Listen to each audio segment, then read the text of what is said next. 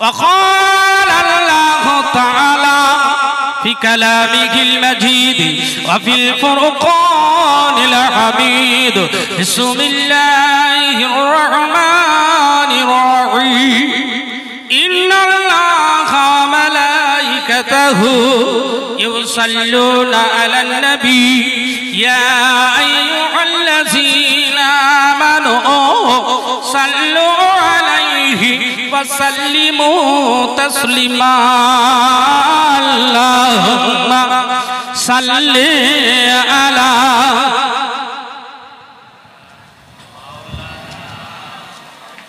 آل سيدنا तर मुस्तफा की देना मागो तर मुस्तफा की देना मागो संगे निये जाई मुदिर शाने में चरोने मैदानी भय নাই রে মাগো मैदानी भय নাই अल्लाहुम्मा जोरे जोरे मौलाना मुहम्मद व अला आलि सय्यिदिना बाबुला बोनेर सायानी ए बाबुला बोनेर सायानी बसबो मागो घिरे खुरमा पातार ताज बानाये परिये देब शिरे खेते देब खेजूर मेथी खेते देब खेजूर मेथी खुदा जोदी पाए तुम्हारो दूध पातारो ठोंगाय देब पिपासाय अल्लाहुम्मा सल्ले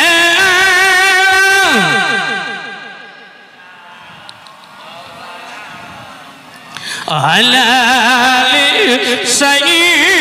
सय्यिदिना तौहीद का डंका आलम में तौहीद का डंका आलम में बजुआ दिया कमली वाले ने पी पी के पियाले कौसर के लुटेंगे मजाजी बारो बारो के इन्ना तैना कल कौसर फरमा दिया कमली वाले ने बोल ला इलाहा इल्लल्लाह जोरे जोरे ला इलाहा इल्लल्लाह अरे जोरे ला इलाहा इल्लल्लाह ला इलाहा ला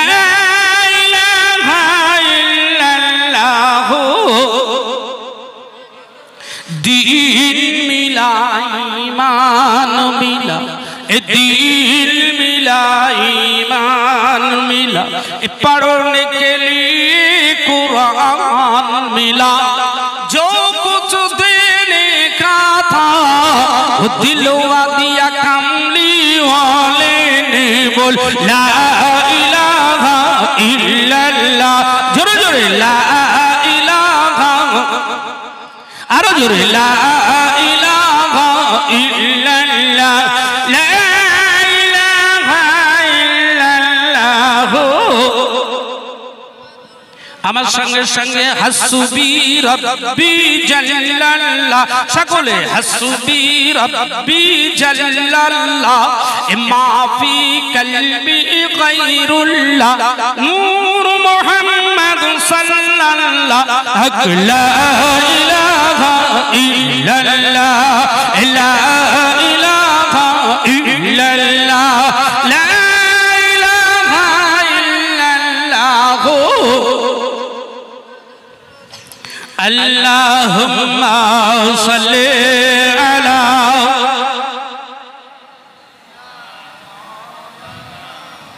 আলালি সাইয়্যিদিনা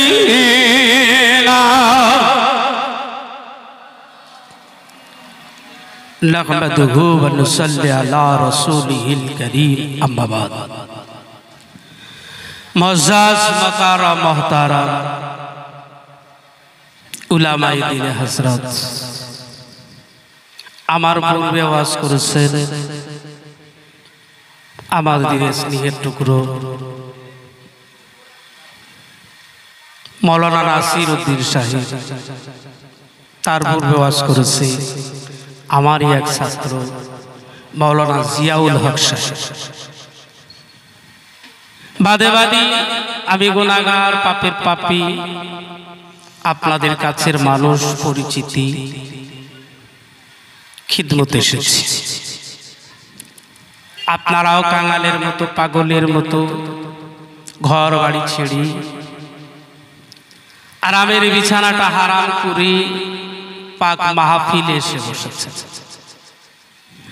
আমরা সকলে সর্বপ্রথম শুকরিয়া জ্ঞাপন করি সেই মহান স্রষ্টা পরওয়ারদিগার আলাম রব্বুল আলামিনের পাক দরবার।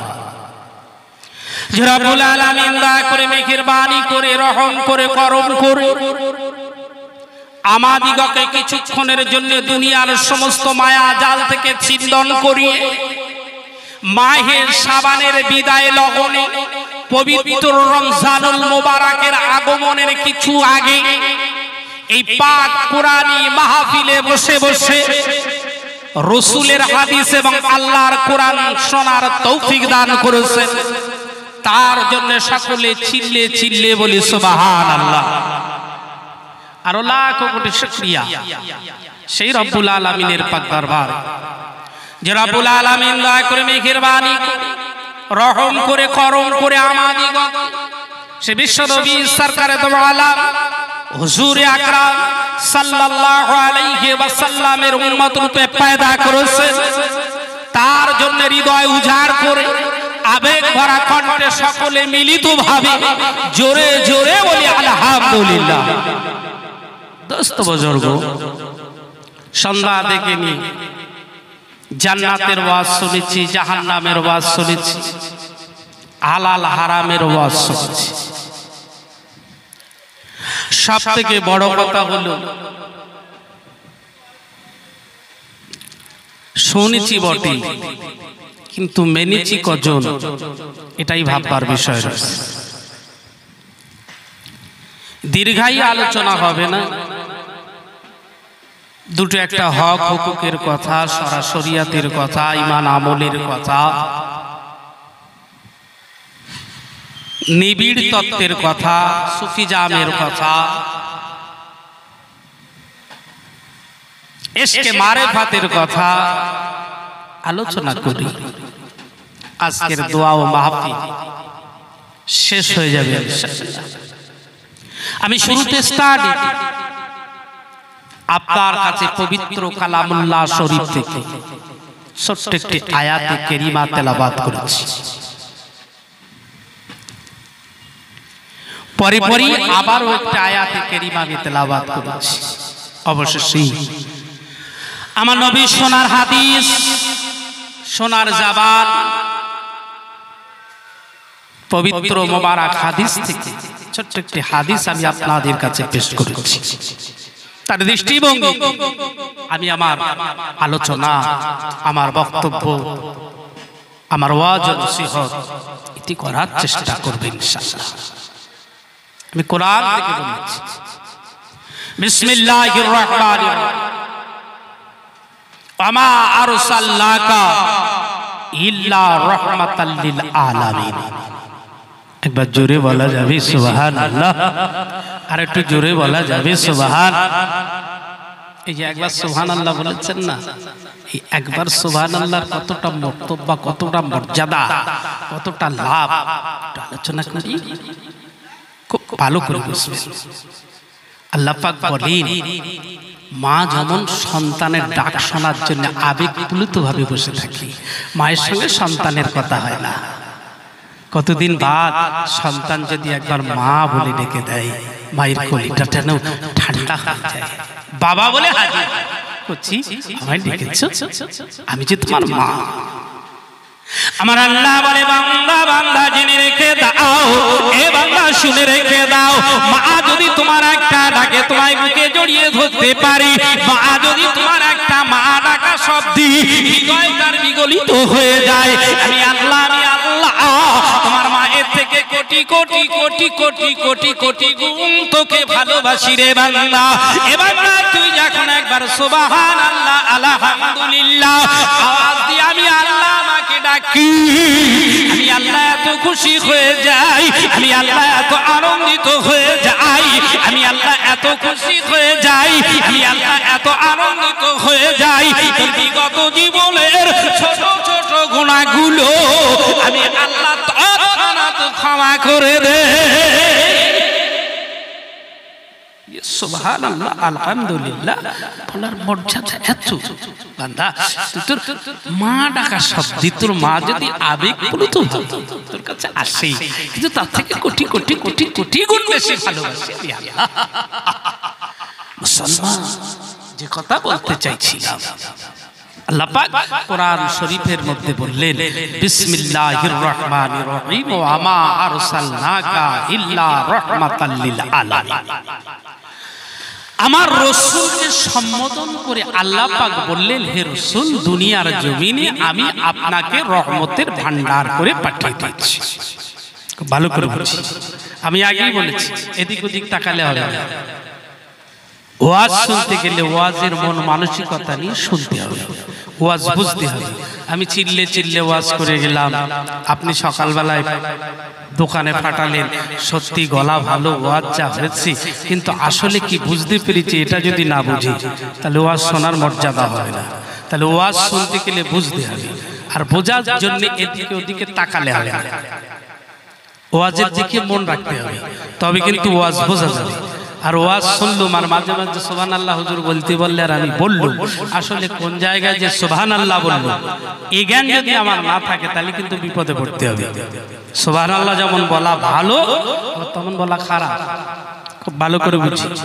তো যে কথা আমি বলতে চাইছি, আমার আল্লাহ আমার নবীকে বললেন যে আমি আপনাকে রহমতের ভান্ডার, কল্যাণের পাহাড় করে দুনিয়ার জমিনে পাঠিয়ে দিয়েছি। রাসূল যে রহমতের ভান্ডার, কল্যাণের পাহাড়, তো আমার আপনার বোঝা উচিত। আমি আপনাকে যখন বলছি যে আপনার নবীকে, আপনি বললেন আমার নবী হলো, আমার রাসূল হলো সোনার রাসূল, সোনার নবী। তো তোমার রাসূল যদি সোনার নবী হয়, সোনার রাসূল হয়, তাহলে আগেকার নবীগুলো কি পেতলের ছিল না তামার ছিল? তাহলে তোমার রাসূল সোনার রাসূল কি করে হলো, দয়ার নবী কি করে হলো, রাহমাতুল লিল আলামিন কি করে হলো জানতে হবে, জানা প্রয়োজন।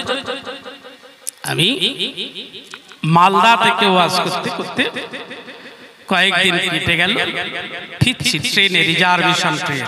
গল্পটা ভালো করে বুঝি, ওয়াজ এখানেই শেষ হয়ে যাবে। এমন তো অবস্থাতে ক্লান্ত ভাব, আমার শরীরটা খুব ক্লান্ত, কয়েক রাত জেগেছি, শুয়ে শুয়ে আসি। আজকাল স্কুল কলেজের ছেলে মেয়েরা দেখবেন বাসে, ট্রেনে, ট্রামে উঠলে ওদের গল্পের ঠেলায় মাথা খারাপ হয়ে যায়। আর ওরা তো বয়োজ্যেষ্ঠদের আজকাল সম্মান দেয় না, নানান রকম ফষ্টবি আর কি চলতেই থাকে। আর মৌলবি দেখলে একটু ভুরু কুচকানিটা বেশি হয়, ভালো করে। তো ওখানকার কিছু ছেলে তারা কলকাতা ইউনিভার্সিটিতে পড়ে, আমার কম্পার্টমেন্টে উঠল। আমি শুয়ে আছি, তার ভিতরে একটা মুসলমান ছেলে আছে। ওই মুসলমান ছেলেটাকে উদ্দেশ্য করে, যেহেতু আমি শুয়ে আছি তাই উদ্দেশ্য করে জিজ্ঞেস করছে, এই তোদের ধর্মগুরুর নাম কি রে? ছেলেটাকে জিজ্ঞেস করছে তোদের ধর্মগুরুর নাম কি? ও তখন বলছে হযরত মুহাম্মদ সাল্লাল্লাহু আলাইহি ওয়াসাল্লাম। ও সাল্লাল্লাহু আলাইহি ওয়াসাল্লাম বলিনি, কারণ ও তো আসলে জানে না যে নবীর নাম শোনার সঙ্গে সঙ্গে দরুদ পড়তে হয়। এই জ্ঞান বিবেকন নেই, থাকবে কি করে? বাপ তো জীবনে শেখাই নাই, যেমন আমরা আমাদের ছেলেদের শেখাই নাই যে মোহাম্মদ নাম শোনার সঙ্গে সঙ্গে, মোস্তফা নাম শোনার সঙ্গে সঙ্গে যদি একটা বাচ্চার মুখে তুমি শোনো তাহলে দরুদ পড়তে হবে সাল্লাল্লাহু আলাইহি ওয়াসাল্লাম। এসে খাইনি আর ঠেকাবো কি করে, আমি তো নিজেই জানি, আমার বাড়িতে কর্পূর নেই। তো যাই বাবা, ছেলেটা বললো আমাদের ধর্মগুরুর নাম হযরত মুহাম্মদ, যেহেতু সম্বোধন করেছে হযরত বলে। ছেলেটা বলছে এই শোন শোন, এরকম টিটকিরিমূলক কথা দেখো, এই তোদের ধর্মগুরু হযরত মুহাম্মদ কোন ক্লাস পর্যন্ত পড়েছিল বলতো দেখি? কতটা লেখাপড়া জানে? আমরা সকলে কি জানি? আমার নবী উম্মি নবী, তাই তো নাকি? জোরে বলেন না? নিরক্ষর মহাপণ্ডিত আমরা বলি তো, রাসূল লেখাপড়া জানে না। ঠিক আমাদের মতো ও ফারাম করে বলল যে রাসূল লেখাপড়া জানে না, উম্মি। প্লিজ, একজন বড় মুখ্য লেখাপড়া জানে না, কাণ্ডজ্ঞানহীন, আক্ষরিক জ্ঞান নাই, সেই লোকটাকে তোরা ধর্মগুরু বলে মানিস? সত্যি ছেলেটা যদিও মুসলমান, নবীর নামে বলছে, ওর হৃদয়টা ছিঁড়ে যাচ্ছে। ও আমার দিকে তাকিয়ে, হুজুর, আমি কি হয়েছে বাবু? বলছে হুজুর শুনছেন না? কি শুনবো, ঘুমোচ্ছি বাবু, বিরক্ত করছো। বলে হুজুর এরা কি বলছে একটু বলুন। কি বলছি? তা বলছে হযরত মুহাম্মদ নিরক্ষর মহাপণ্ডিত, লেখাপড়া জানে না, কাণ্ডজ্ঞানহীন, তাকে নবী বলে মানিস, গুরু বলে মানিস? ঠিকই তো বলেছে, ঠিক বলেছে। আপনিও বলছেন? বলছে আপনি কি এদের দেখে ভয় পেয়ে এদের দলে মিশে গেলেন? পাগল শোন, যে ছেলেটা বলছে ওকে আমি পাশে বসালাম, বসো। আমি উঠে বসলাম। কি নাম তোমার? বলছে আমার নাম সুশান্ত। সুশান্ত বললে হবে না, টাইটেল বলো। বলছে সুশান্ত ব্যানার্জি। তোমার ধর্মের নাম কি? বলে হিন্দু। মিথ্যা কথা, হিন্দু বলে কোনো ধর্ম ভারতবর্ষে নাই। আসলে অরিজিনালিটি তুমি কোন ধর্মের মানুষ? সনাতন ধর্ম। ও রামকৃষ্ণ পরমহংসদেব বলছে সনাতন ধর্ম, ও বৌদ্ধ ধর্মের লোক বলছে সনাতন ধর্ম, মুসলমানরাও বলছে সনাতন ধর্ম। আসলে কোন ধর্মের মানুষ বলো? ও তো মুখ বন্ধ হয়ে গেছে, তো বুঝতে পারছে না কার পাল্লায় পড়েছে। বললাম বসো বাবু, তোমার বুদ্ধির বহার দেখে আমার খুব ভালো লাগছে। সত্যি তুমি খুব ভালো ছেলে, তোমার জ্ঞানের বহার। আচ্ছা খোকা, বসেছো কাজ ছিটে। বলছে কেন, আপনার রিজার্ভেশন? বললাম বসতে দিয়েছে কে? বলে আপনি দয়া করে বসতে দিয়েছি। বলে তোমাকে আমি তাহলে ভালোবেসে ফেলেছি, তুমি আমার বন্ধু হয়ে গেলে। বলে আচ্ছা খোকা, তুমি আমি গল্প করছি বাবু, এখন তোমার সামনে তোমার প্রাইমারির কোনো টিচার বা শিক্ষক যদি এসে দাঁড়ায়, তুমি কি করবি? বলে আমি সিটটা ছেড়ে দেবো। কেন? সম্মান জানো, আমরা এটাকে তোমার বাপের সিট, সিটটা তো দিচ্ছি আমি। তা বলছে না হুজুর, আজকাল হিন্দু মুসলমান সবাই দেখবেন মৌলবীদের হুজুর বলে, হুজুর বলে একটা রেওয়াজ হয়ে গেছে। যাক, এটা আল্লাহর রহমত। তো যাই বাবা, না হুজুর, এই এটা হচ্ছে সমাজের একটা রীতিনীতি, সম্মান। শোনো, এতক্ষণ পর্যন্ত যে মানুষটা সম্পর্কে তুমি ভুরু কুচকানি করলে, এতক্ষণ সম্পর্কে পর্যন্ত যার শিক্ষা যোগ্যতা সম্পর্কে তুমি জানতে চেয়েছো, যার সম্পর্কে তুমি এতক্ষণ পর্যন্ত টিটকিলিমূলক কথাবার্তা বলেছো, ওই লোকটার শিক্ষার বহার যদি আমি তোমায় এখন জানাই, পাগল হয়ে যাবে। মুখের দিকে তাকিয়ে রয়েছে। আমি ছেলেটাকে বললাম, খোকা, মুসলমানের ছেলে, বসো। তোমার নবী কতটা লেখাপড়া জানে আজও পর্যন্ত তুমি শিখলে না, জানো না? তোমার নবী ছিলেন মহাশিক্ষিত, শিক্ষকের শিক্ষক। প্রমাণ দাও। আমি বললাম, খোকা, যদি আমার নবী হযরতে মুহাম্মদ, আল্লাহ পাক তাকে এত শিক্ষা যোগ্যতা দান করেছিলেন, এত মর্যাদা দিয়েছিলেন, এত ইজ্জত দিয়েছিলেন, যার ইজ্জতের উপরে পৃথিবীর জমিনে কারো ইজ্জত তৈরি হয়নি, সে যদি তোমার মতো দুনিয়ার কোন শিক্ষকের পাল্লায় পড়তো, কোন টিচারের কাছে পড়াশোনা করতো, তাহলে তার টিচার যখন তার সামনে এসে দাঁড়াতো, তোমার মতো উঠে তাকে সম্মান করতে হতো।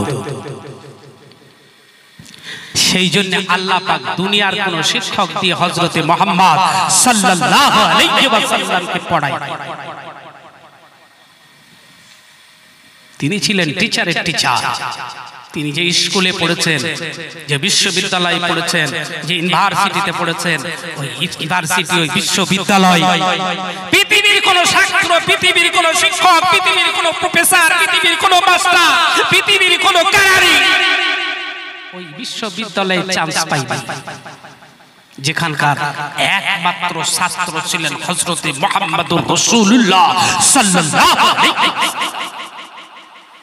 ওয়াজ অনেক শুনেছেন, আজ আমি ওয়াজ শুনিয়ে যাচ্ছি, গল্প, কিসসা, কাহিনী জীবনে অনেক শুনেছি, নবী সম্পর্কে শুনিনি। বন্ধু আমার, আমি আগেই বলেছি, হক হুকুকের কথা বলবো, শরিয়তের কথা বলবো, ঈমান আমলের কথা বলবো। গুরুত্বপূর্ণ আলোচনা, শুনলে লাভ হবে, নইলে জীবনে লস হবে, কিচ্ছু থাকবে না। নবী সম্পর্কে জানতে হবে। তোমার নবীর নাম মুহাম্মদুর রাসূলুল্লাহ সাল্লাল্লাহু আলাইহি ওয়াসাল্লাম। কে তিনি ছিলেন, তার পরিচয় কি? নবী তো হলো 40 বছর আগে, 40 বছর বয়সে, তার আগে নবী কি ছিলেন জানতে হবে। বন্ধু আমার, আমি ছেলেটাকে বললাম, খোকা, ওই ইউনিভার্সিটিটা ছিল এমন এক বিশ্ববিদ্যালয়, এমন এক ইউনিভার্সিটি, যে ইউনিভার্সিটির একমাত্র ছাত্র ছিলেন নবী মুহাম্মদুর রাসূলুল্লাহ সাল্লাল্লাহু আলাইহি ওয়াসাল্লাম। আর ওই ইউনিভার্সিটির মাস্টার বা প্রফেসর বা শিক্ষক যিনি ছিলেন, তিনি হলেন মহান আল্লাহ। আর যিনি নাকি দপ্তরি বা কারানি ছিলেন, উনি হলেন হযরত জিবরাইল আমিন।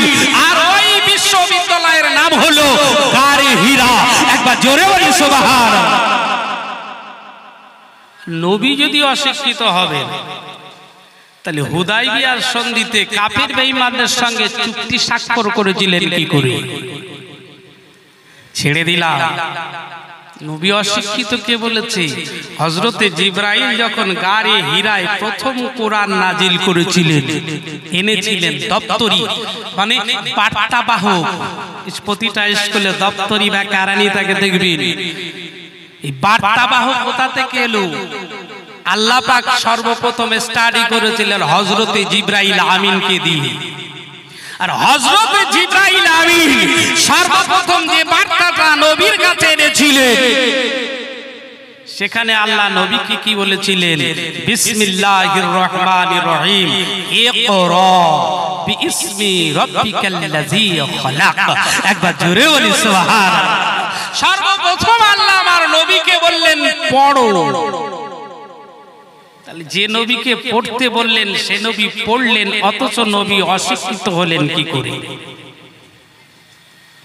ডক্টর ক্লিনিক্সের ছাত্ররা মহাবিজ্ঞানী, শুধু তাই না, বিশ্বের একজন স্বনামধন্য খ্যাতনামা মহামনীষী ছিলেন। ডক্টর ক্লিনিক্সের কিছু ছাত্ররা একজোট হয়ে একাগ্রতা চিত্তে ডক্টরকে জিজ্ঞেস করছেন, স্যার, আমরা একটা হিস্টোরি অফ ইতিহাস লিখেছি, 100 মহামনীষীর নাম, তার জীবনী, তার কাহিনী দিয়ে বইটা পরিপূর্ণ করেছি। কিন্তু আপনার কাছে এমন একজন মহামনীষীর নাম জানতে চাইছি, এমন একজন মহামনীষীর কথা বলতে চাইছি, যে মহামনীষী পৃথিবীর জমিনে শ্রেষ্ঠ, যার আগে এবং পরে ওই রকম মহামনীষী পৃথিবীর জমিনে আসেনি এবং কিয়ামত পর্যন্ত আসবে না। এইরকম একজন মহামানবের নাম আমরা আপনার কাছে শুনতে চাইছি। আমরা তার নামটা ইতিহাসের প্রথম পৃষ্ঠায় লিখব। ডক্টর ক্লিনিক্স মাথা চুলকাইতে চুলকাইতে বললেন, বাবু, এমন একজন মহাপণ্ডিতের নাম তোমরা জানতে চেয়েছো, আমি বলবো, কিন্তু তোমরা কি মানবে? স্যার কি বলেন, আপনি আমাদের টিচার, শিক্ষক, মহাগুরু, আপনাকে আমরা মনে প্রাণে মেনে নিয়েছি, শিক্ষক বলি, আপনি বলবেন আপনার কথা অগ্রাহ্য হবে, এটা হয় কি করে? হতে পারে না।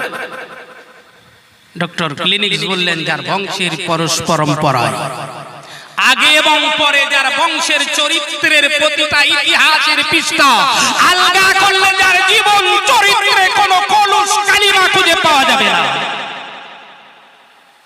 স্যার এটা হয় নাকি? বাপ ডাক্তার ছেলে রান চালায়, বাপ স্কুল মাস্টার, ছেলে মদখুর। বংশের পরম্পরায় কেউ ডাক্তার হয়, কেউ মাস্টার হয়, কেউ প্রফেসর হয়, এটি ইতিহাসে বিরল হতে পারে। কার নাম? ডক্টর ক্লিনিক আওয়াজ দিয়ে বললেন, এ বাবা ছেলেরা শুনে রেখে দে, আমি এমন একজন মহামনীষীর নাম তোদের কাছে বলবো, যাদের প্রতিটা বংশের পরম্পরায়, যাদের প্রতিটা বংশের প্রতিটা জীবনের ইতিহাসের পৃষ্ঠা যদি এক এক করে আলগা করা যায়, তাদের জীবন জিন্দেগি কোনো কালিমা তুমি খুঁজে পাবে না। এ বাবা ছেলেরা জেনে রেখে দাও, যে মহাপণ্ডিতের নাম তোমার কাছে আমি বলতে চাইছি, ওই মহাপণ্ডিতের দাদুর নাম হলো হযরত আব্দুল মুতালিব। আলে আব্দুল মুতালিবের বাপের নাম হলো আব্দে মুন্নাফ, এই আব্দে মুন্নাফের বাপের নাম হলো আবু হাসিম। ও বাবা ছেলেরা, এই আবু হাসিম থেকে নি এক এক করে যদি একটা একটা করে ইতিহাসের পৃষ্ঠা আলগা করো, তাদের জীবন চরিত্রে কোনো কালিমা খুঁজে পাবে না। বাবা যার দাদুর নাম হলো আব্দুল মুতালিব, এই আব্দুল মুতালিব কে ছিল জানো বাবু? এই আব্দুল মুতালিব হলো কাবা বাইতুল্লাহর মাতাবল্লী, কুরাইশ দলের দলনেতা, কুরাইশ সরদার ছিলেন। আমার আল্লাহ হযরত আব্দুল মুতালিবকে কাবা বাইতুল্লাহর দায়িত্বপ্রাপ্ত মানুষ হিসাবে চিহ্নিত করেছিলেন। ও বাবা ছেলেরা, তোমরা কি জানো? এত বিশিষ্ট নেতা তিনি ছিলেন, এত মহাজ্ঞানী তিনি ছিলেন, এত সুপণ্ডিত তিনি ছিলেন, এত সুন্দর প্রফেসর মানুষ তিনি ছিলেন। তার জমানায় ওই রকম একজন সুবিবেক বুদ্ধিমান মানুষ খুঁজে পাওয়া যেত না।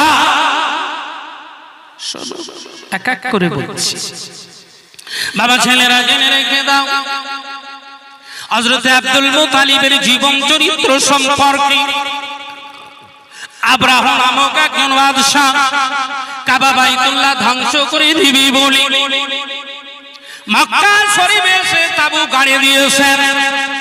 এমনি অবস্থাতেই আব্দুল মুতালিবের মাঠে চড়া উটগুলোকে আব্রাহা বাদশা আটক করে দিয়েছে। চিন্তা করলো, এই আব্দুল মুতালিব আমার কাছে আসবে, কাবা বাইতুল্লাহ সম্পর্কে ক্ষমা চাইবে, মাপ চাইবে, কিন্তু না না না না না, সুপণ্ডিত আব্দুল মুতালিব তিনি জেনেছিলেন এই কাবা বাইতুল্লাহর মালিক আমার আল্লাহ, আর এই কাবা বাইতুল্লাহ রক্ষা করার মালিক আমার আল্লাহ। অতএব আব্রাহা বাদশা কখনোই ধ্বংস করতে পারবে না। তাই আমরা বাদশার দরবারে এই আব্দুল মুতালিব মাথা নত করে নয়, মুখ উঁচু করে নেতার মতন হাজির হয়ে দাঁড়িয়ে পড়েছে। একজন নেতা যখন আর একজন নেতার কাছে যায়, মাথা নিচু করে নয়, মাথা উঁচু করে। আর আমার নবীর দাদু যাচ্ছে বাদশার কাছে বুক উঁচু করে। কি ব্যাপার, আপনি আমার উটগুলো ধরেছেন কেন? বলছে, তুমি কি জানো না আমি তোমার কাবা বাইতুল্লাহ ধ্বংস করতে এসেছি, শেষ করে দেব। অনেক লম্বা ঘটনা, ছোট করে বোঝানোর জন্য আপনাকে বলছি। আব্দুল মুতালিব এক বাক্যে বললেন, বাদশাহ এই কাবা বাইতুল্লাহ ধ্বংস করবেন কি করবেন না ওটা আপনার ব্যাপার, যার ঘর সে বুঝুক, আর আপনি বোঝেন। একবার জোরে বলা যাবে সুবহানাল্লাহ। বীরত্বের কথা, বীর পুরুষের কথা। আপনি আমার উটগুলো ছেড়ে দেন, আমি উট চাই না, কাবা চাই না, উট চাই। কাবার মালিক আল্লাহ, কাবা ধ্বংস করবেন আপনি আর রক্ষা করবেন আল্লাহ। ভালো করে বুঝি। তাহলে আব্দুল মুতালিবের আল্লাহর প্রতি ঈমান ছিল কি ছিল না? একটু জোরে বলেন না, জোরে বলেন না। সুবহানাল্লাহ বলতে বলিনি, আমি বলছি আব্দুল মুতালিবের আল্লাহর প্রতি ঈমান ছিল কি ছিল না? তাহলে আপনি কেমন ওয়াজ শুনেছেন? আপনি বলছেন সুবহানাল্লাহ, আল্লাহু আকবার, সুবহানাল্লাহ সুবহানাল্লাহ। কোন জায়গায় কি বলতে হয় এখনো পর্যন্ত? আব্দুল মুতালিব আল্লাহর উপরে তাওয়াক্কাল করেছিলেন, সে কথা বলছি। রাসূল ছিলেন যে শ্রেষ্ঠতম বংশের একজন মহামনীষী, সেটা আপনাকে বোঝা। মুসলমানরা জেনে রেখে দিন, আব্দুল মুতালিব কাবা বাইতুল্লাহকে লক্ষ্য করে বলেছিলেন, হে কাবার মালিক আল্লাহ, এই মালিক আল্লাহ, হে আল্লাহ, কাবা রক্ষা করার দায়িত্ব আপনার আমার নয়। আমি আব্দুল মুতালিব আব্রাহির কাছে আমার উটগুলোকে নেওয়ার জন্য হাজির হয়েছি। তুমি আমার উটগুলোকে ছেড়ে দাও। কিতাবের ভিতরে লেখা রয়েছে বাদশা আব্রাহা উটগুলো ছেড়ে দিল বটে, কিন্তু আব্দুল মুতালিবের প্রতি এতটা গম্ভীর হয়ে গেল, আব্দুল মুতালিবের প্রতি এত গোসা হয়ে গেল, এমনি করে হস্তি বাহিনী কাবা বাইতুল্লাহ ধ্বংস করার জন্য গিয়ে চলেছে।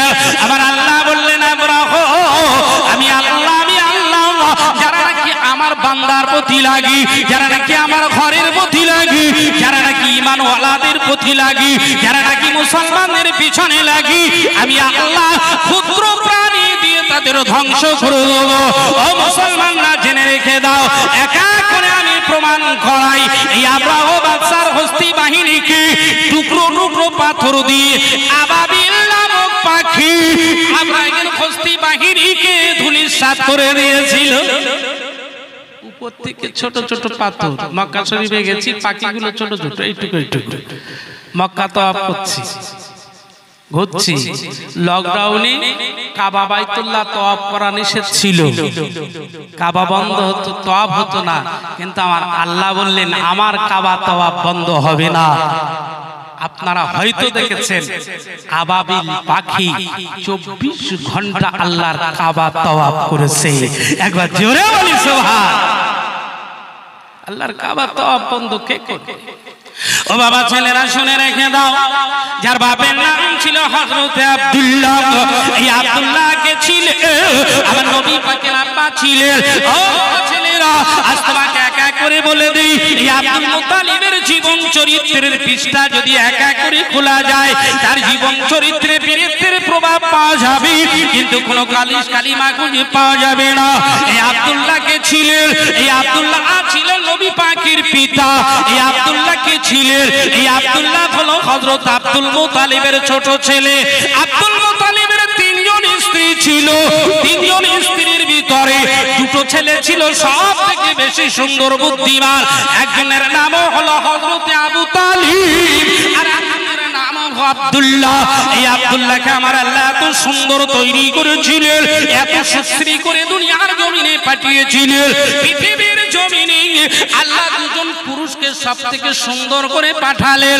একজন হলো হযরত ইউসুফ আলাইহিস সালাম, যাকে দেখি মিশরের মেয়েরা ফিল কাটতে যে আগুন কেটে ফেলেছিল, আমার নবী বলেছিলেন ও দুনিয়ার মেয়েরা, আমার আব্বাকে আমার আল্লাহ এত সুন্দর করে তৈরি করেছে, আমার আল্লাহ আমার আব্বা জানকে এত সুশ্রীর রূপবান তৈরি করেছে।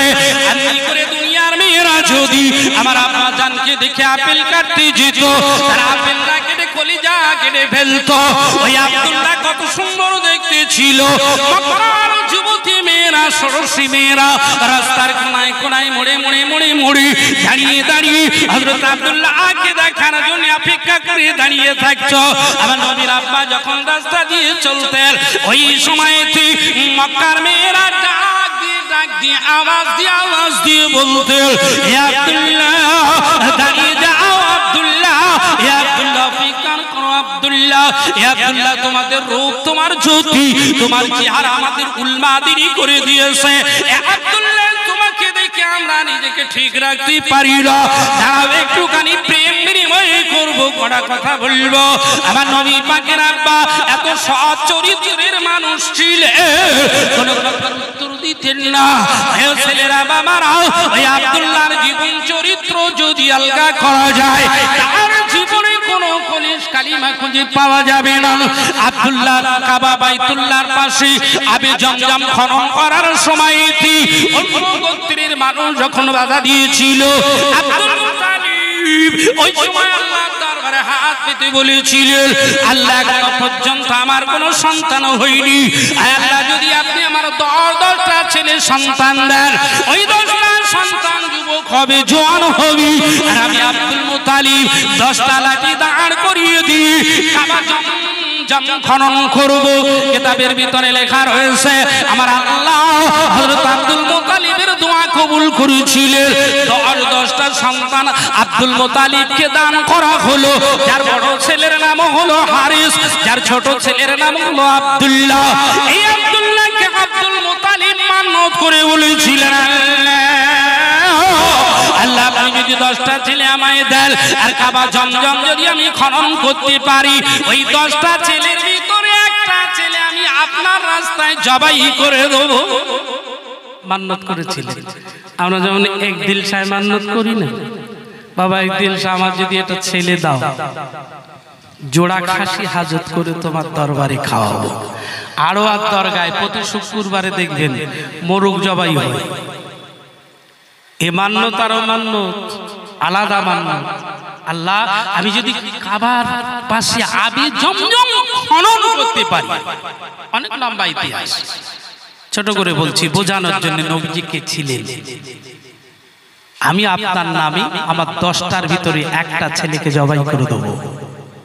কবুল হলো। 10টা ছেলে, সব থেকে সুন্দর ছেলে হলো হযরত আব্দুল্লাহ। ভালো ভালো বলছি। আমার আল্লাহ রাব্বুল আলামিন আব্দুল মুত্তালিবকে বললেন, আব্দুল মুত্তালিব তোমার 10টা ছেলে হয়েছে, 10টা ছেলে দুআন হয়েছে, আবি জমজম খনন হয়েছে, এবার আমার রাস্তায় কুরবানি করো। বলছে হযরত আব্দুল্লাহ 10টা ছেলেকে ডাক দিয়েছিল। আমার আল্লাহ যখন হযরত ইব্রাহিমকে ডাক দিয়ে বললেন, ইব্রাহিম এ নবী আমার, সবচেয়ে প্রিয় জিনিস কুরবানি করো। হযরত ইব্রাহিম আলাইহিস সালাম মনে করলেন সবথেকে প্রিয় জিনিস হলো আমার ইসমাইল। ইসমাইলকে ডাক দিয়ে বললেন, বাবা ইসমাইল, এ কলিজার টুকরা বেটা ইসমাইল, আল্লাহ পাক তোমাকে কুরবানির অর্ডার দিয়েছে, তুমি কি সম্মতি দিচ্ছ? হযরত ইসমাইল বললেন, আব্বা, আমার আল্লাহর যদি অর্ডারও হয়, আমার আল্লাহর যদি হুকুম হয়, আমার আল্লাহর যদি অর্ডারও হয়, আপনি দেরি করবেন না, বিলম্ব করবেন না, আপনার হুকুম আপনি পালন করুন। কারণ আমি ইসমাইল কথা দিলাম, আমার যদি 100 বার আল্লাহ হায়াত দেয় আর 100 বার যদি কুরবানির অর্ডারও হয়, আমি ইসমাইল রাজি হয়ে গেলাম। জোরে বলা যাবে না? হযরত আব্দুল মুত্তালিব 10টা ছেলে ডাকলেন, খোকা শোনো, আল্লাহর কাছে ওয়াদা করা রয়েছে, কুরবানি করব, 10টা ছেলের ভিতরে একজনকে জবাই করব, কে রাজি আছো? বাপ কা বেটা সিপাহি কা ঘোড়া, ভালো করে বুঝি, 10টা ছেলেকে বসানো, কে রাজি আছো? 10টা ছেলের ভিতরে সবাই এক বাক্যে বললেন, আব্বা, আল্লাহর অর্ডার যখন হয়েছে 10 ভাই সম্মতি দিচ্ছি, যাকে খুশি কুরবানি করুন। একবার জোরে বলি সুবহান। বাপ কা বেটা সিপাহি কা ঘোড়া 10টা। আবু লাহাব ছিল, আবু তালেব ছিল, হারেস ছিল, খুব ভালো করে বুঝি, হযরত আব্বাস ছিল। যাকে খুশি আপনি কুরবানি করুন, আমরা তৈরি আছি, রেডি। হযরত আব্দুল মুত্তালিব বললেন, না না না, হবে না, ও ছেলেরা, বাবা, সব থেকে বেশি সুন্দর আমার আব্দুল্লাহ, আর আল্লাহ সব থেকে সুন্দর পছন্দ করে। তবে আমাদের মতন কুরবানি না, ওরে বাবা রে, হাট থেকে চাচা ঠেলতে ঠেলতে যাচ্ছে, বুঝতে কাল কুরবানি আর আজকে। আবার 2-1 আছে, বুঝতে মাথা লাল ফিতে দিয়ে গ্রামের এ মাথা আর ও মাথা, আমাদের পাড়ায় আছে, নাম বলবো না, বুঝতে পেরেছেন? কত দাম নিয়েছে জিজ্ঞেস করছে, বলে 45,000, বুঝতে পেরেছেন? 50,000 কোরবানি, মানে লোকের দেখাচ্ছে কোরবানি দিচ্ছে, বুঝতে পারেন নাই তো? দেখতে দেখতে দেখতে গরুটা বেশ সুন্দর চমৎকার, আস্তে আস্তে বাড়ি গেছি, বাড়ি গিয়ে খোঁটায় গরু বাঁধছে, বাপ পাশের বারান্দায় খুব খুব করে কাশছে। তা আমি জিজ্ঞেস করলাম, ভাই ওটা কে? বলে আমার আব্বা। কথা হয় না, খুব ভালো করে ওটা খেয়ে বলছে আমার আব্বা। কথা হয় না, বাপের সঙ্গে ছেলের কথা হয় না, কোরবানি দেবে। এই কোরবানি কবুল হবে বলে মনে হয়? একবার জোরে বলো না, কোরবানি কবুল হবে? কোরবানির 7টা পার্টনার, 7টা পার্টনারের ভিতরে একটা পার্টনারের মন যদি এইরকম চায় যে না কোরবানি দিলে লোকে খারাপ বলবে, বাচ্চারা গোশত খাবে, দে কোরবানি, এরকম পার্টনার যদি তোমার সঙ্গে জুড়ে যায়, তোমার কোরবানিও হবে না। সেই জন্য রাসূল বললেন, নিজের মতো মন মতো দেখে পার্টনার নিও না, সজ্জন দেখে পার্টনার নাও। পয়সা আছে কোরবানি দিচ্ছ, কোরবানি দিচ্ছ না জাহান্নাম কিনতেছ, কোরবানি হচ্ছে না জাহান্নামের টিকিট কেটেছো, একটু ভালো করে দেখে নাও। কোরবানি সুচ্ছিরি। আল্লাহ পাক বললেন, আমি তোমার রক্ত মাংসকে চাইনি, তোমার নিয়তকে চাই। একবার জোরে বলি সুবহানাল্লাহ। আর আমার নিয়ত হলো কি, যে 80,000 টাকার গরু কিনে লাল ফিতে বেঁধে একবার বড়ার এ মাথা সে মাথা ঘোরাচ্ছে, আর লোকে বলছে ওরে বাপ রে বাপ, সিতিপুকুরের মাওলানা সাহেব একটা গরু দিচ্ছে দেখ। বুঝতে পেরেছেন? মুসলমান হযরত আব্দুল মুত্তালিব ডাকিয়ে বলেছিলেন, এ বাবা ছেলে না না না, আমার আল্লাহ সব থেকে বেশি পছন্দ করি সৌন্দর্যটা, আমার আব্দুল্লাহকে আমি বেশি ভালোবাসি, আব্দুল্লাহ সব থেকে সুন্দর, আমার আব্দুল্লাহকে আমি কুরবানি করব। কিতাবের ভিতরে লেখা রয়েছে কাবা বাইতুল্লাহর আশপাশে দেড়ি পিটে দেওয়া হলো, সামনে দিয়ে দেওয়া হলো, আগামীকাল সকাল বেলায় কাবা বাইতুল্লাহর সামনে হযরত আব্দুল্লাহকে কুরবানি করা হবে। ও মুসলমানেরা, মক্কার আশেপাশের মানুষেরা পাগল হয়ে আবার বৃদ্ধ বনিতা মিছিল করে করে স্লোগান দিয়ে বললেন, না হতে পারে না, আমাদের নেতা আমাদের দল নেতা আব্দুল মুত্তালিব, আপনার হঠকারিতা আমরা মেনে নিতে পারবো না, আব্দুল্লাহর কুরবানি হবে এটা আমরা সহ্য করব না, কারণ আব্দুল্লাহকে দেখে আমাদের কাই কারবারে বরকত হয়, ওই আব্দুল্লাহকে দেখে আমাদের হৃদয় ঠান্ডা হয়ে যায়, ওই আব্দুল্লাহকে দেখলে আমাদের ক্ষুধা নিবৃত্তি হয়, ওই আব্দুল্লাহকে আমরা কুরবানি করতে দেব না। আপনারা দশটা ছেলে আছে, যাকে খুশি কুরবানি করুন, বাধা দেব না। কিতাবের ভিতরে লেখা রয়েছে হযরত আব্দুল মুত্তালিব অজ্ঞাত অবস্থাতেই অপারগ অবস্থাতেই এমনি করে নওয়াফেলের দরবারে হাজির, ওয়ারাকাবের নওয়াফেল পরামর্শ দিল, 10টা কুরুটের নাম লিখি আব্দুল্লাহর কুরবানির সঙ্গে নাম লেখো, যতক্ষণ পর্যন্ত আব্দুল্লাহর নাম না উঠবে কুরবানির ইতিহাসে ততক্ষণ লটারি চলবে।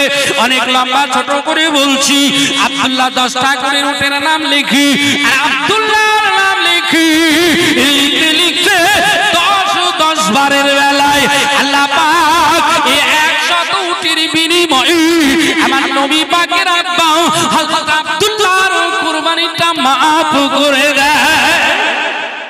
আর আব্দুল্লাহ যদি কুরবানি হবে তো নবী আসবে কি করে দুনিয়ায়? বাপ যদি আগে জবাই হয়ে যাবে। তাই তো রাসূল বললেন, আমি দুজন জবাইহিত পুত্র বেটা হযরত ইসমাঈল হযরত আব্দুল্লাহ দুজনকেই কুরবানি করা হয়েছিল, তাই আমি দুজন জবাইহিত লোকের বেটা, আমি মুহাম্মদ, নবীর বংশের ইতিহাস বলছি। আব্দুল মুত্তালিব চিন্তা ভাবনা করলেন, 10টা উটের বিনিময়ে নয়, 100 বিনিময়ে আব্দুল্লাহর কুরবানি যখন বন্ধ হয়ে গেল, ওই অবস্থায় বেটা আব্দুল্লাহকে কাবা বাইতুল্লাহ ডাক দিয়ে বললেন, বাবা আব্দুল্লাহ এসো, তোমার সঙ্গে আমার কিছু সলা পরামর্শ আছে।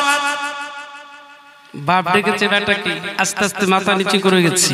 বাপের 10টা ছেলে, কিন্তু একটা ছেলেকে বেশি ভালোবাসে। দেখবেন যার 3টে ছেলে, একটা ছেলের সঙ্গে বেশি ভালোবাসে, তার কারণ সে বুদ্ধি সম্পন্ন, তাই বাপের টাকা পয়সা হিসাব নিকাশ সবচেয়ে ভালো করতে পারে, তাই বাপ একটা, বাকিগুলো বলে বাপ ওরে বেশি ভালোবাসে আমাদের বাসে না। এটা প্রত্যেকটা বংশের নিয়ম, প্রত্যেকটা গোত্রে আপনি দেখবেন 5টা ছেলে যদি থাকে, একটা ছেলেকে বাপ বেশি কথা বলে, গোপন কথা বলে, টাকা পয়সার হেফাজত তার কাছে দেয়।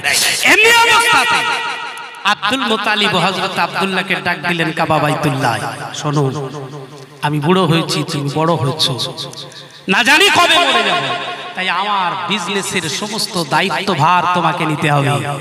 কাকে বলছেন? নবীর আব্বা হযরত আব্দুল্লাহকে বলছেন। কে বলছেন? পিতা আব্দুল মুত্তালিব। শোনো বাবা, কাল সকালবেলা আমি সিরিয়ায় যাব, ইয়ামনে যাব, ইস্তেহারে যাব, ইয়াসরিবে যাব, তুই আমার সঙ্গে যাবি, আমি তোমায় ব্যবসা শেখাবো। আর সবথেকে বড় কথা হলো মদিনায় তোমার মামার বাড়ি, অনেক দিন যাওয়া হয় না, তাই জীবনে আর যেতে পাবো কি পাবো না, তাই জীবনের শেষ যাওয়াটা তোমাকে নিয়ে যাব। ইতিহাস। নবী পাকের আব্বা সকাল বেলায় মহা আনন্দী, ব্যবসা কি শেখা হবে সেটা পরের কথা, কিন্তু আব্বার সঙ্গে তো মামার বাড়ি যাওয়া হবে, তাই সকালবেলা সুন্দর সাজুগুজু করে কাবা বাইতুল্লাহর দিকে রওনা দিচ্ছে। আর মক্কার ষোড়শ যুবতীরা, মক্কার আবাল বৃদ্ধ বনিতা, মক্কার মানুষেরা পাগল হয়ে আমার নবীকে ডাক দিয়ে বলে, আব্দুল্লাহ এ আব্দুল্লাহ কবে যাবে আব্দুল্লাহ, আব্দুল্লাহ কবে আসবে আব্দুল্লাহ, আব্দুল্লাহ তোমাকে দেখে খাই কারবারে বরকত হয়, তোমাকে দেখে ব্যবসা বাণিজ্য ভালো হয়, তোমাকে দেখলে ক্ষুধা নিবৃত্তি হয়, বুকের জ্বালা নিবারণ হয় গো আব্দুল্লাহ। আব্দুল্লাহ কবে যাচ্ছ, কবে আসবে? নবীর আব্বা আব্দুল্লাহ সারা করে বলি, এই মক্কার মেয়েরা, এই মক্কার যুবতীরা শুনে রেখে দাও, আমি আব্দুল্লাহ বাবা আব্দুল মুতালিবের সঙ্গে ইয়াসরিবে যাচ্ছি গো মামার বাড়ি ঘুরতে, ব্যবসা বিজনেস শিখতে, কদিন পরেই ফিরে আসবো। কিতাবের ভিতরে লেখা রয়েছে, চলতে চলতে চলতে চলতে বাপে বেটায় মাঝখানে রাত্রি হয়ে গেল। ওই জায়গার রেওয়াজ অনুযায়ী, রীতিনীতি অনুযায়ী একটা হোটেল ভাড়া করি বাবাটা দুজনে আশ্রয় গ্রহণ করলো। আমরা বাইরে গেলে থাকার জায়গা না, আর মৌলবীদের কথা বাদ দাও, যে কোনো মসজিদই আমাদের ঢুকতে দেবে, কিন্তু দাড়ি চাঁচা, দাড়িওয়ালা, দাড়ি চাচার সম্মান জানেন? ওরে বাপরে বাপ, আমি এখন যদি বুঝতে পেরেছেন মোহাম্মদ ভাইয়ের বাড়ি দাড়িওয়ালা লোক ঢুকি, সালাম দেবে, আসসালামু আলাইকুম, কি ব্যাপার? আর একটা চাঁচা লোক গেলে হচ্ছে না, শালা বাড়ি কোথায়, কি ব্যাপার? রাতের অন্ধকারে আমার দরজার সামনে বলবি কি বলবে না, একটু জোরে বলেন না। তার চাচা আর চাচা সম্মানকে দিয়েছে আমার আল্লাহ, একবার জোরে বলা যাবে? ভালো করে বুঝি, মৌলবীদের রাত্রের বেলা অসুবিধা হলে যে কোনো মসজিদ, আর চাঁচার অসুবিধা হলে হোটেলে যেতে হবে, ঠিক না বেটি? একটু জোরে বলেন না। তখন তো অত ঘন মসজিদ ছিল না, তাই একটা হোটেলে বাপ বেটায় রাত্রি কাটাচ্ছে। আর ওখানে একটা অঘটন ঘটলো, ওই হোটেলওয়ালার একটা মেয়ে ছিল, মেয়েটার নাম হলো রফিকা। এই রফিকা আব্দুল্লাহকে দেখে পাগল হয়ে গেছে, প্রেমে পড়ে গেছে। ভালো করে বুঝি গল্পটা, নবীর ইতিহাস বলছি। কোন নবীর উম্মত তুমি? জীবনে জানোনি নবীর ঘটনা, কারণ শুধু শুনেছ আমার নবী সোনার নবী ছিল গো, আমার রসুল সোনার রসুল। সোনার নবী কি করে হলে একটু বল? ও বলতে পারো না, মুখ বন্ধ হয়ে যাবে। আসলে মুসলমান না, মুসলমান না, বেকা বানা টানল। বুঝতে পেরেছেন যে কোন কোম্পানির লেভেল কপালে লেখা রয়েছে? মিষ্টির দোকানে যাবেন দেখবেন মিষ্টান্ন ভান্ডার, কাপড়ের দোকানে যাবেন দেখবেন বস্ত্রালয়, বুঝতে পেরেছেন? কামারের দোকানে যাবেন দেখবেন হার্ডওয়ার্স বা কর্মকালয় লেখা আছে। কিন্তু লেভেল ছাড়া তো কোনো দোকান চলতে পারে না, লেভেল ছাড়া কোনো মানুষ চলতে পারে না। দুটো রুট, একটা সিরি রুট, একটা মোহাম্মদ রুট, বুঝতে পেরেছো? একটা সিরি রুট আর একটা মোহাম্মদ রুট। আসলে আমি সিরি রুটেরও না, মোহাম্মদ রুটেরও না। সিরি রুটের মানুষ যখন মসজিদে ঘন্টা বাজছে, ও মহেশ্বর ভূত ভূত পবিত্র ইদম বিষ্ণুয় জগৎ ব্রহ্মা মুহাম্মদ রাসূলুল্লাহ ইল্লাল্লাহ, মন্দিরে চলছে। আর মুসলমানের মসজিদে হাইয়া আলাস সালাহ, তখন হচ্ছে আযান আছে, দৌড়ে পালা। এ না মসজিদে যায়, মন্দিরে যায়, যে কোন কোম্পানির জাত, বুঝতে পেরেছেন? এই বোঝা মুশকিল। লেভেলটা ঠিক রাখতে হবে। আসলে লেভেল দিয়ে চলে তো, বুঝতে পেরেছেন? আর লেভেল না থাকলে কিন্তু বিপদ। তো হোটেলওয়ালার একটা মেয়ে ছিল, মেয়েটার নাম হলো রফিকা। এই রফিকা আব্দুল্লাহর প্রেমে পড়ে পাগল হয়ে গেছে। হোটেলওয়ালাকে বলছে, আব্বা আপনি তো আমায় অনেক পাত্র দেখেছেন বিয়ে দেওয়ার জন্য, কোনো পাত্র আপনারও পছন্দ হয়নি, আমারও পছন্দ হয়নি, তাই আমি একটা ছেলের কথা বলবো। কোথায় বাড়ি, কি নাম, গোত্র কি? বাপ জিজ্ঞেস করছি। এ দেখেন আগেকার জমানায় বয়স্ক লোক যারা আছে দেখবেন, ছেলে দেখতে গেলে কানে কানে জিজ্ঞেস করতে, বলে কোথায় যাচ্ছিস? বলে বড়ায় যাচ্ছি। বলে কেন? বলে ছেলে দেখতে। কানে কানে বুড়োরা বলে দিত, এই ছেলে চোর হয় হোক, বংশ ভালো কিনা দেখিস, আগে বলে দিচ্ছ। এখন কি বলে, কোথায় যাচ্ছিস? বলে বড়ায় যাচ্ছি। বলে কেন? বলে ছেলে দেখতে। কানে কানে বলে দিচ্ছে, বংশ কাওরা হচ্ছে, যাওয়াই হোক, টাকা আছে কিনা দেখিস। আর টাকা দেখে মেয়ের বেঁধেছে। আর সকালবেলায় বড় বড় অক্ষরে আনন্দবাজার বর্তমান কলমে বেরোচ্ছে বধূ হত্যা। হয় কি হয়, জোরে বলেন না। রফিকের বাবা, রফিকার বাবা বলছে, দেখ না কি ছেলে, বাড়ি কোথায়, নাম কি, গোত্র কি? রফিকা বলছে, ওই তো রাতের বেলা বাপ বেটা এলো আপনার হোটেলের পূর্ব কোণের 2 নম্বর ঘরে। হোটেলওয়ালা বলছে, ওরে বাপরে বাপ, আদার ব্যাপারই না, জাহাজে ধাক্কা। রসুল বললেন, ওলা দাবা জ্ঞান করি, ওলাদাবা জ্ঞান করে গোত্রে গোত্রে মিল করে মেয়ের বিয়ে দিও, জীবনে তোমার মেয়ে চোখের পানি ফেলবে না। আর পয়সার লোভে কুবংশের হাতে মেয়ে দেবে, তোমার গোত্র ছাড়া অন্য গোত্রে মেয়ে দেবে, সারা জীবন চোখের পানিতে আসল মুসবি আর খাবি। খুব ভালো করে বুঝবেন, কাঁধে কাঁধ লাগিয়ে বংশে বংশ মিলন করি। মল্লিকের ছেলে মোড়লের মেয়ের সঙ্গে বেদিলে সর্বনাশ, মোড়লের মেয়ে শেখের মেয়ের ছেলের সঙ্গে বেদিলে সর্বনাশ। এখন সব হর কয়লা হয়ে যাচ্ছে, ফলে দাসের সঙ্গে মুসলমানের হচ্ছে, তার শেখের সঙ্গে মোড়লের হবে, তার দোষ কি? বুঝতে পারেননি হচ্ছে কিনা? রাসূল বললেন না, বংশের পরম্পরায় এত নয়, বংশে বংশে মিল করে ছেলে মেয়ের বিয়ে দিও, জীবনে অশান্তি হবে না। মুসলমান রফিকা আর হোটেলওয়ালা জানিয়ে দিয়েছে, এ রফিকা হতে পারে না বাবা, আমি একজন হোটেলওয়ালা আর উনি একজন কাবা বাইতুল্লাহর মাতাওয়াল্লি, কখনই হতে পারে না। তোমার বিয়ে হবে কি হবে না আমি তোমার বাপ দায়িত্ব নেব না। রফিকা বললেন, বাবু তাহলে তুমি ছেড়ে দাও, একবার আমি নিজে নিজে চেষ্টা করে দেখি। আমি নিজে চেষ্টা করে দেখি হয় কিনা। ছেলে মেয়ে বাপটা একটা ছেলের পছন্দ করে, বুঝতে পেরেছেন? বাপ বলে হবে না, বলছে না না হোক, তুমি সরে যাও, বাকিটা আমি দেখছি। বুঝতে পেরেছেন? 3 দিন পরে মেয়ে ঘরের দরজা খুলে পালিয়েছে, বাপ সকালবেলা খুলে বলছে কই, বলে ছেলের ঘরে আছে, কোনো অসুবিধা নেই। আর সকালবেলায় তদবির করছে, পায়ে জড়িয়ে ধরে কাঁদছে, হুজুর কি ব্যাপার? বলছে পাশের বাড়ি ভালোবাসতো, দেবো না বলেছিলাম হুজুর, 3 দিন মেয়ে খুঁজে পাইনি। তা আমি বললাম, ও ছেলেটা বাড়ি আজকে দেখেছিস? তদবির করার আগে দেখ। বলে ও নাই, আমি তাহলে কাজ হয়েছে। বিকেল বেলায় খবর আছে, বলে দত্তপুকুর থানায়, দত্তপুকুর থানায় আছে। আজকের ঘটনা বলছি। তো রফিকা বলছে, তুমি দিয়ে দেবে না তো কি, দেখো আমি পারি কিনা। রসুলের আব্বা যে ঘরে শুয়ে আছে, ওই ঘরের জানালার পাশে যে টক টক টক টক করে আওয়াজ দিচ্ছে, এই যুবক দরজা খোলো, জানালার পাল্লা খুলে দাও। রসুলের আব্বা হযরত আব্দুল্লাহ রাতের অন্ধকার, কি ব্যাপার, অচেনা জায়গা, জানালা খুলেছে, দেখছে একজন সুশ্রী যুবতী অপরূপা জানালার সামনে দাঁড়িয়ে। কে তুমি? রফিকা। কি নাম? আব্দুল্লাহ। খুব ভালো করে বুঝি, পরিচয় হচ্ছে। কে তুমি? আমি আব্দুল্লাহ। রফিকা আওয়াজ দিয়ে বলছে, এ যুবক নাম কি? বলে আমার নাম আব্দুল্লাহ। এ যুবক বাপের নাম আব্দুল মুতালিব, কাবা বাইতুল্লাহর মুতাওয়াল্লি, কোরআন দলের দলনেতা।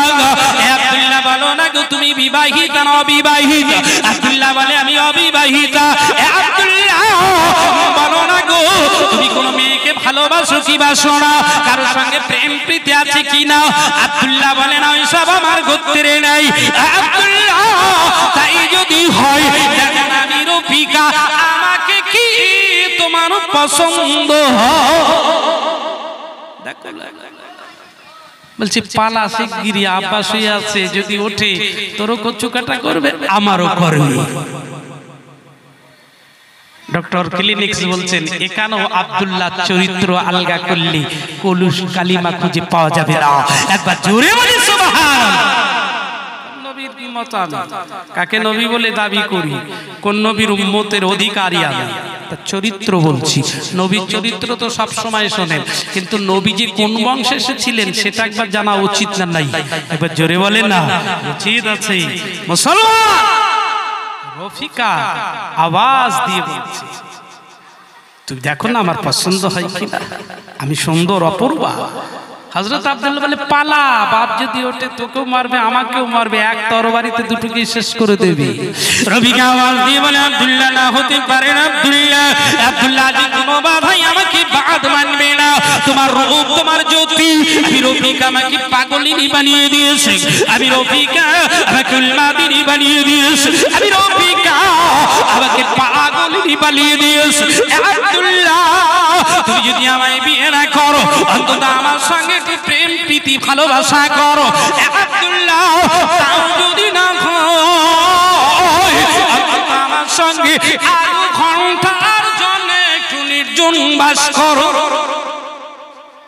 আপা বিয়ে করতে হবে না, ভালোবাসা করো, তাও যদি না হয় অন্তত আধ ঘন্টা আমার জন্য একটু নির্জন বাস করো। কাকে বলছে? রসুলের বাপকে বলছে। আচ্ছা বলুন তো দেখি, এখনকার সময় যদি ওই জানালা হতো, জানালা থাকতো বলে মনে হয়, কখন উড়ে যেত তার ঠিক নাই। রসুলের বাপ কি বলছে, রফিকানা হতে পারে না, হতে পারে না, রফিকা বংশের মর্যাদা আছে আমার, হতে পারে না রফিকা, উল্টা দিদি হয় না রফিকা, রফিকা বিচলিত হয় না, অপেক্ষা করো, ধৈর্য ধরো, আমি তোমায় কথা দিলাম, আমি আব্দুল্লাহ ইয়াসরিব থেকে ফিরার পথে, মদিনা থেকে ফিরার পথে তোমাকে বিয়ে করা যায় কিনা একবার বিবেচনা করো। কিতাবের ভিতরে লেখা রয়েছে, রফিকা বসে রয়েছে, আমার রাসূলের আব্বা চলে গিয়েছে। ও মুসলমানেরা, এখানে হযরতে রফিকা অপেক্ষা করে রয়েছে, আর আমার নবীর আব্বা চলে গেলেন কোথায়? ইয়াসরিবে। ব্যবসা হয়ে গেল, ব্যবসা হয়ে যে বাড়ি ফিরবে, বাড়ি ফেরার আগে শর্ত ছিল বাপের সঙ্গে মামার বাড়ি যাবে। তা আব্দুল্লাহর মদিনায় 6 জন মামা আর 6 জন মামি আছে, ভালো করে বুঝি, 6 জন মামা আর 6 জন মামি আছে। এই 6 জন মামা আর মামি খবর পেয়েছে যে আমাদের কলিজার টুকরা বেটা ভাগনা, ছোট ভাগনা হযরত আব্দুল্লাহ আমাদের নন্দাই আব্দুল মুতালিবের সঙ্গে আমাদের বাড়িতে আসছে। লক্ষ্য করি, গল্প বলছি নয়, ইতিহাস বলছি।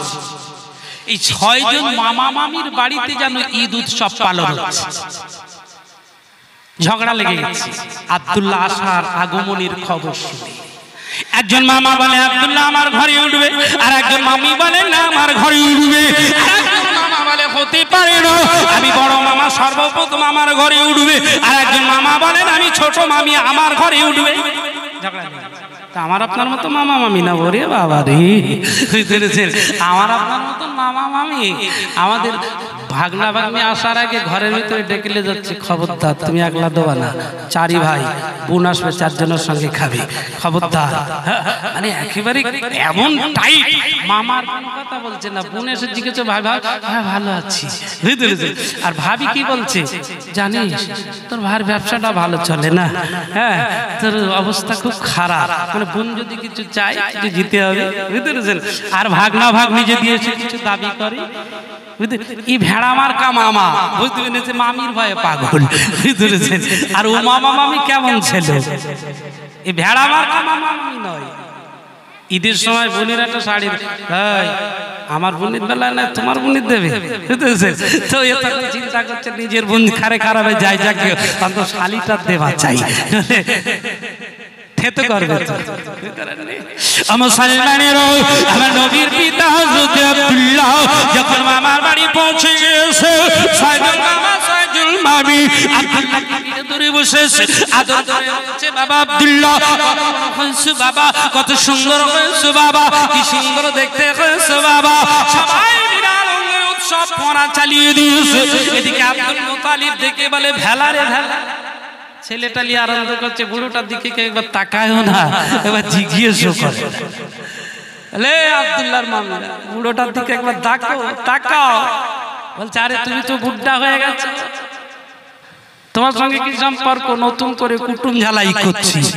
তার মানে নতুন করে কুটুম ঝালাই করছি, তার মানে বলে তুমি বুড়ো হয়েছো, তুমি যাবে, আর আব্দুল্লাহ বেঁচে থাকবে, তাই আব্দুল্লাহকে আমরা আনন্দ করছি। করতে করতে আব্দুল মুতালিবকে মাঝখানে ডেকে বলছে শোনো, তোমার 10টা ছেলে 9টা মক্কায় বিয়ে দিয়েছো, আপত্তি নাই, তাই তোমার ছোট ছেলে আব্দুল্লাহকে আমরা মদিনায় বিয়ে দিতে চাই।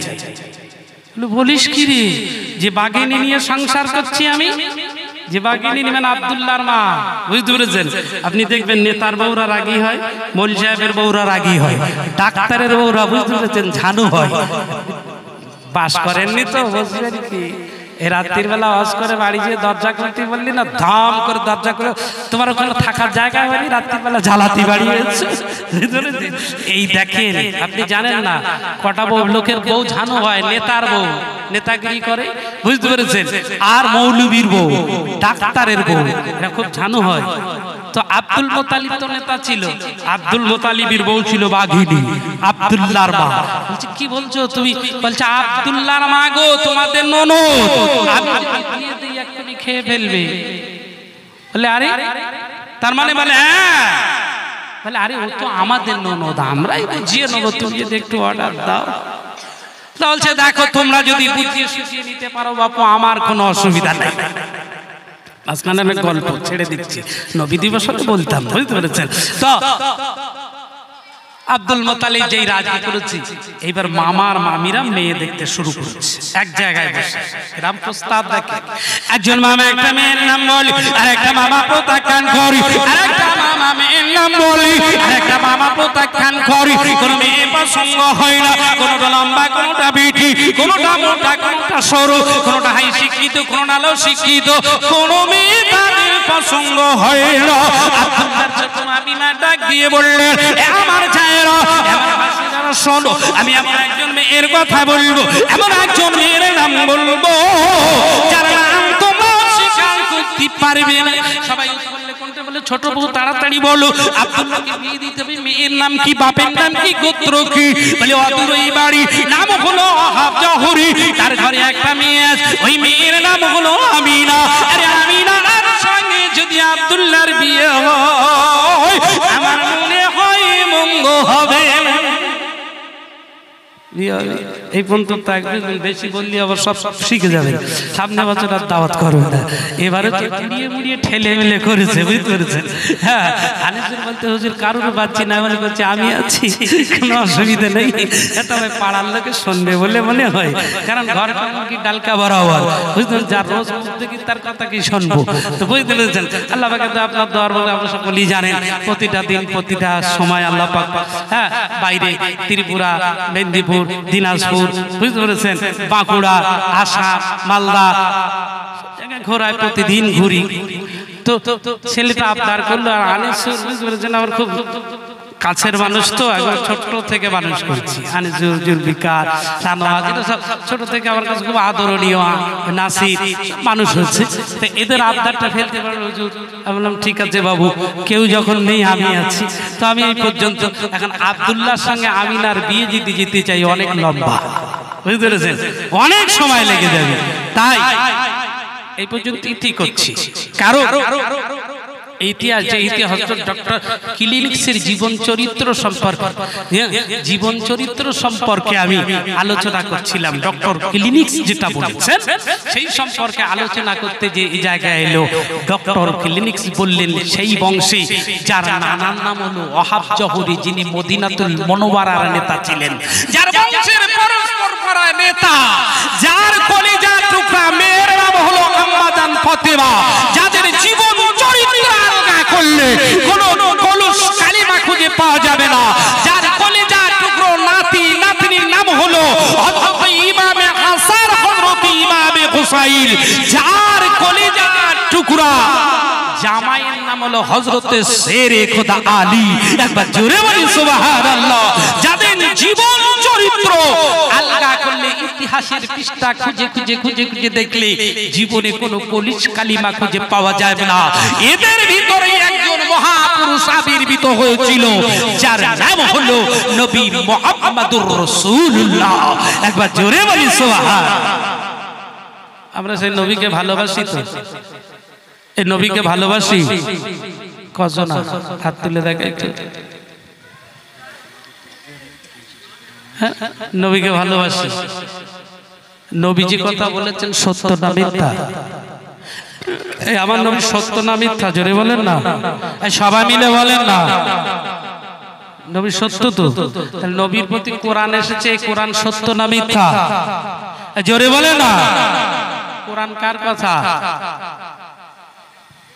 কোরআন কার কথা? অনেকে আবার বলতে চায় আবার মোদির কথা না, তো বলতে চাচ্ছে না, মোদির কথাটা তো অনেক জানে না, তো মুসলমান হলে আমি কি করি। আসলে কোরআন যে কার কথা, কোরআন পড়ে কখন? শয়ে বারাতে পড়ে, বুঝতে পেরেছেন? শয়ে বারাতের সময় হুজুর যদি বাড়ি না পড়তে গেছি, বুঝতে পেরেছেন, কোন যে পানি তুলে দেবে, আর সারা জীবন পড়ে না, বুঝতে পেরেছেন? তাহলে হুজুর আমার বাপের নামে পড়লে না, ও সারা জীবন বাপের কবরের দ্বারা দাঁড়িয়ে মুতেছে, জীবনে কোনোদিন একবার হাত তুলে দোয়া করেনি। শয়ে বারাত আসলেই হয়।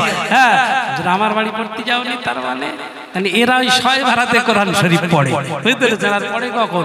ও যখন চিত হয়ে শুয়ে থাকে। জীবনে কোরআন শুনিনি, জীবনে কোরআন শুনিনি।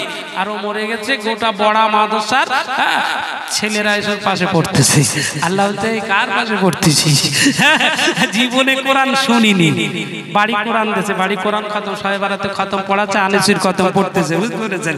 আর ও দোকানে চা খাচ্ছে, বলছে তাড়াতাড়ি চা দে, বাড়ি খতম হচ্ছে, বুঝতে পেরেছেন? এই তাড়াতাড়ি চা দে। দোকানে গেছে, বলছে তাড়াতাড়ি মাছ দাও, বাড়ি খতম হচ্ছে। মানে বিরাট ব্যাপার আর কি। হ্যাঁ, দিয়ে এবার হুজুরজি খতম পড়তেছে, আর এ চা দোকানে ঠ্যাং নাড়াচ্ছে। 12:30 বেজে যে বেচারা দোয়া করবে, ও নামাজ পড়তে যাবে, ইমাম মানুষ। তা বলছে চাচি, চাচা কোথায়? তা বলছে কেন? বলছে যে দোয়া করবো শেষ হয়ে গেছে, তো চাচারে খুঁজে পাচ্ছে না, বুঝতে পেরেছেন? এই যে থাকে, বুঝতে আলিসির বাপের দোকানে বলে চা খাচ্ছে আর ঠ্যাং নাড়াচ্ছে। হ্যাঁ, বুঝতে পেরেছেন? ঠ্যাং মানে কি? কিছু যুবক ছেলে রয়েছে বর্তমানে, যে বুঝতে পেরেছেন হচ্ছে না এখন, আগামী শনিবার, বুঝতে পেরেছেন, দুমদুমারি চলবি, গুলি হবে না ফুলের বর্ষণ হবে, বোঝা যাচ্ছে না, বুঝতে পেরেছেন? এ বলছে হামসে বড়া কই নেই আয়, এ বলে আমায়েঙ্গা, বলে আমায়েঙ্গা। ও বুড়ো সেই গল্পে মেতে রয়েছে, বলছে এবারে কে জিতবে তাই বল, বুঝতে পেরেছেন?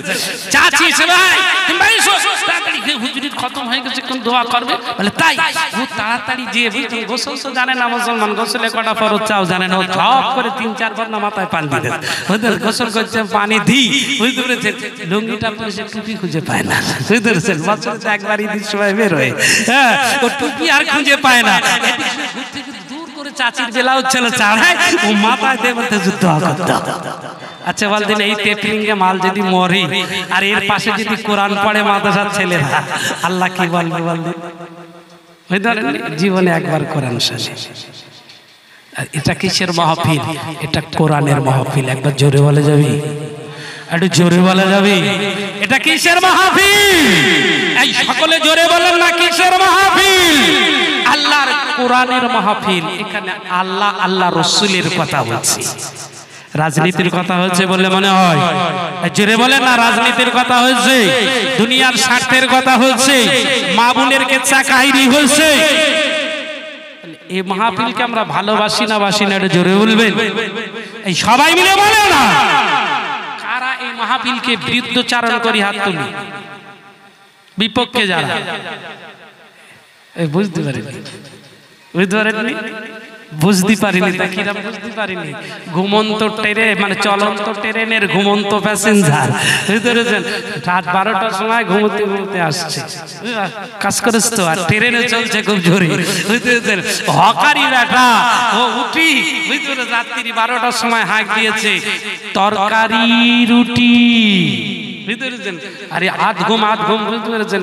ও শুনেছে কি জানেন? সরকারি রুটি, বুঝতে পেরেছেন? ও তাড়াতাড়ি খেয়েছে। খাওয়ার পরে হকারি বলছে পয়সা দাও, বলে কিসের পয়সা? বলে তুমি রুটি তরকারি খেলে? বলে কেন? তুমি তো বললে সরকারি রুটি, তাই খেয়েছি, বুঝতে পেরেছেন? আমি বলছি বিপক্ষে কারা? হাত তুলতেছি, বুঝতে পেরেছেন?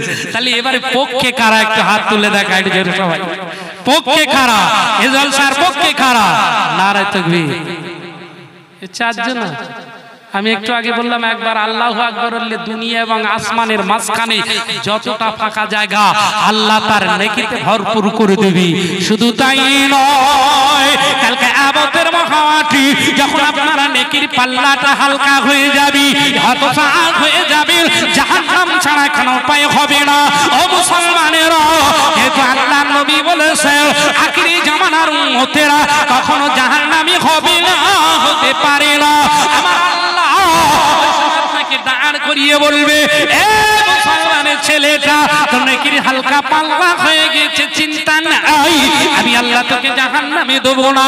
ওই যে মুখ ফসকে ওই আনিসুরের বাড়ির সামনের ইসালে সাহাবে বসে বসে একবার আল্লাহু আকবার বলে আওয়াজ দিয়েছিলি, আমি আল্লাহু আকবারটা যত্ন করে রেখে দিয়েছিলি, এইটাকে তুই নেকির পাল্লায় চাপিয়ে দিয়ে তোর নেকির পাল্লাটা ভারী হয়ে যাবে।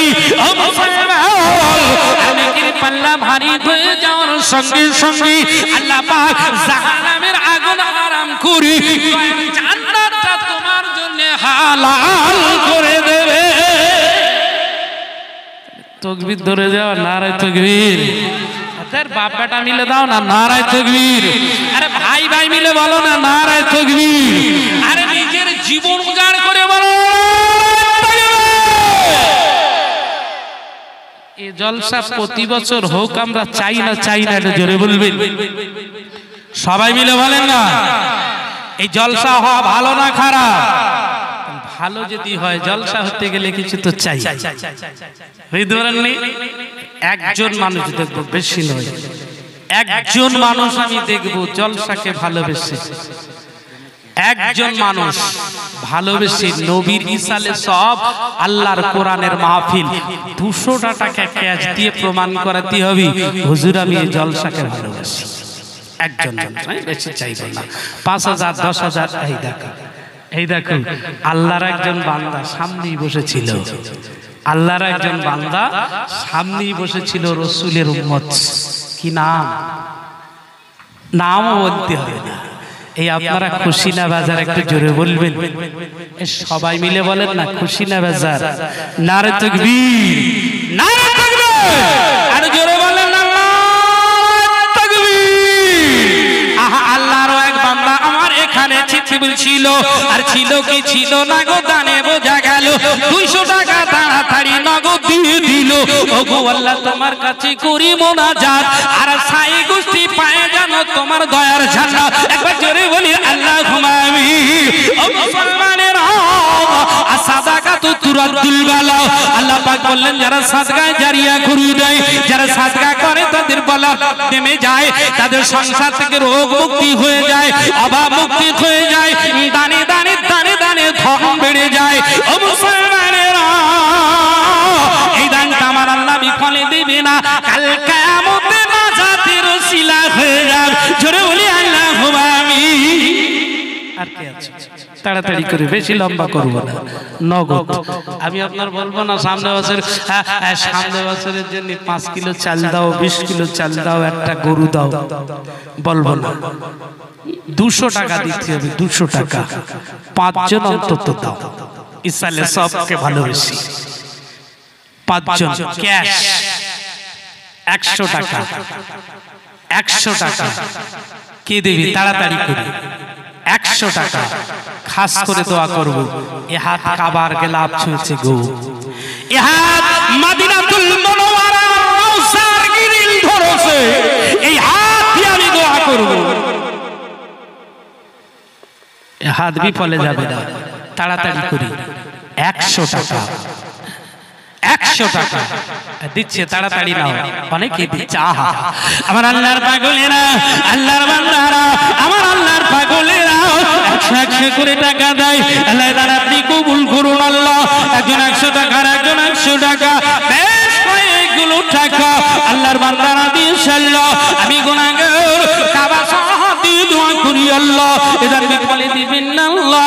আল্লাহ দানের ওসিলায় সংসারে অভাব অনটন মুড়ি দিন, অভাব অনটন দূর করে দিন, উন্নতি দিন আল্লাহ, দাঁড়ায় দাঁড়ায় বরকত দিন আল্লাহ, ছেলে মেয়ে মানুষের মতো মানুষ বানান আল্লাহ, ডাক্তার বানান, মাস্টার বানান, উকিল বানান আল্লাহ, সুশিক্ষায় শিক্ষিত বানিয়ে দেন আল্লাহ।